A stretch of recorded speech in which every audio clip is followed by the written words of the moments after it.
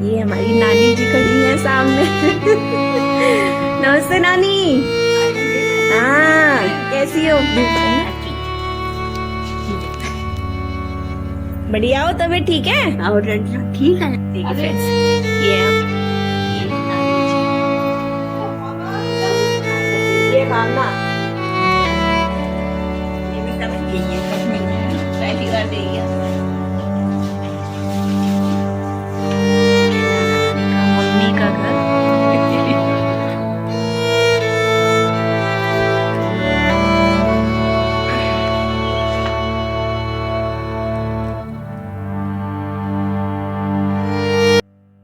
जी friends, आप भी हमारी माता रानी के दर्शन कीजिए नवरात्रि के दूसरे दिन की। जय माता दी।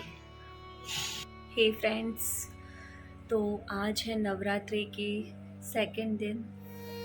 माता रानी आ चुकी हैं, सबके घर में पधार चुकी हैं। बट नवरात्रों के साथ पहले दिन ही हमको रात में एक बैड न्यूज़ सुनने मिल गई है। आपने मेरा जो व्लॉग देखा ही होगा, गांव वाला। हम लोग इनकी नानी के घर गए थे, मेरी नानी के घर गए थे। तो गए हुए मिले हुए बस 15 दिन ही हुए हैं और कल रात को न्यूज़ मिल गई है हमें कि नानी अब नहीं रही हैं। महनपुरा वाली नानी, जिनसे हम मिलने गए थे, जिनके घर का मैंने पूरा टूर दिया था, फैमिली पिक्चर्स हमने क्लिक की थी, नानी से मिलकर आए। तो नानी अब हमारे बीच नहीं रही हैं। तो ये बहुत ही बैड न्यूज़ है। अब वो हमारे बीच नहीं है। उनका आशीर्वाद हमारे साथ, वैसे उनका आशीर्वाद तो हमेशा ही हमारे साथ रहेगा। बट फ्रेंड्स, एक सोचने वाली बात है, अभी जस्ट 15 दिन पहले ही हम उनसे मिल के आए हैं।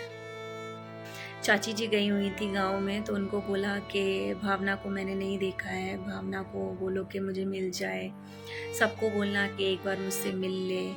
तो बस अभी हम लोग दीदी की सगाई के लिए गए ही थे, आपको पता है। तो बस ऐसी बात हो रही थी, दूसरे दिन हम लोग निकलने वाले थे, तो ऐसी बात हो रही थी कि ना नानी बुला रही हैं, सबको मिलना है उनको सबसे। तो पता नहीं एकदम रैंडमली मेरे मुंह से निकल गया, चलो चलते हैं, मिल के आ जाते हैं फटाफट, फिर शाम को हम लोग निकल जाएंगे। ऐसे रैंडमली प्लान बन गया। तो हम सब लोग गए, उनसे मिले अच्छे से, काफ़ी अच्छे से बातें की। बिल्कुल भी ऐसे नहीं लग रहा था नानी के बीमार हैं या 15 दिन बाद ये हमारे बीच नहीं रहेंगी, चली जाएंगी। फ्रेंड्स, आप लोगों ने भी वो ब्लॉग देखा है ना? जिन लोगों ने ब्लॉग नहीं देखा है वो जाके देखिए। इतनी मस्त रही हैं, इतनी अच्छी लग रही हैं, चल के बाहर तक हमको पैदल चल के छोड़ने आई थी। उनकी एज होगी कम से कम 90+, बट वो नहीं लग रही थी कि बिल्कुल भी ये 15 दिन बाद जाने वाली हैं। मैंने बोला भी उनको कि नहीं नानी, आप बाहर आप बैठिए, हम चले जाएंगे, बट वो बाहर मेन गेट तक हमको बाहर छोड़ने आई। सोचिए फ्रेंड्स, सबसे मिल ली, उनकी जो इच्छा थी वो पूरी हो गई।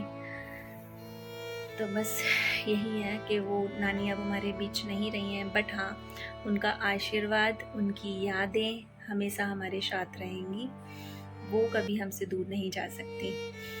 तो जिन लोगों ने मेरा वो गांव वाला व्लॉग नहीं देखा है, तो प्लीज़ आप व्लॉग देखिए और फिर मुझे कमेंट करके बताइए मैं सच कह रही हूँ या झूठ।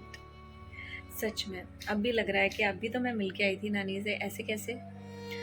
तो फ्रेंड्स, रात को 11:15 बजे करीब राजीव भैया का कॉल आया था, जो मामा जी हैं, उनके बेटे हैं राजीव भैया, कि ऐसे ऐसे नानी नहीं रही अब हमारे बीच। हम लोग वो लोग दिल्ली में रहते हैं, तो हम लोग अभी दिल्ली से निकल गए हैं। इसलिए फिर आज सुबह 3:30 बजे पापा और ये दोनों निकल गए थे और पहुंच गए थे वो लोग करीब 9 बजे, 9:30 बजे करीब वो लोग गाँव पहुंच गए थे।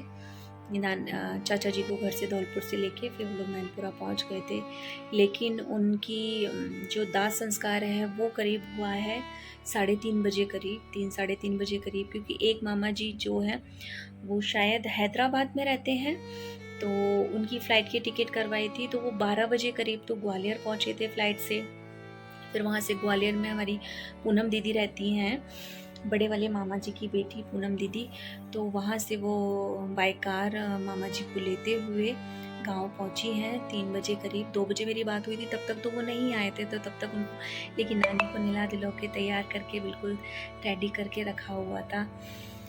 उन्होंने मुझे वीडियो कॉलिंग करके दिखाया था। तो शायद 3 बजे करीब दीदी और मामा जी वगैरह, जेठ वगैरह पहुंच गए थे। तो शायद 3:30-4 बजे तक दाह संस्कार हुआ था। 5 बजे, 5:30 बजे करीब मैंने कॉल किया था, तब वो वहाँ से निकल चुके थे गाड़ी से और धौलपुर घर जा रहे थे। तो अभी वो घर पहुँच चुके हैं, नहा धो के अब, और उनका 9 दिन का फास्ट भी है। तो घर आके दीदी ने खाना बना के रख लिया था, खाना उन्होंने खा लिया है।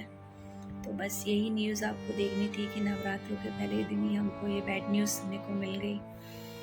बट कोई नहीं है, उनकी यादें हमारे साथ हैं, उनका आशीर्वाद हमारे साथ है हमेशा।